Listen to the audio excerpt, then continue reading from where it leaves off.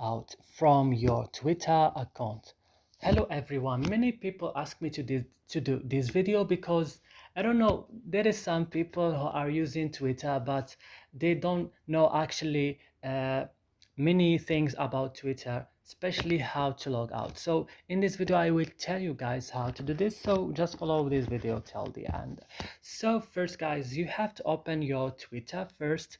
Then when it's opening, you should come directly to your profile right here. So what you should do right now, click on settings, and when you open your settings, go directly and open your account. So here on your account, you should come to account information, click on it, and you can log out from clicking on this red word log out. So that's it guys in this video. I hope it's useful for you. Don't forget to like, subscribe in our channel. So if you have any question, you can write it down in comments, and see you in another video.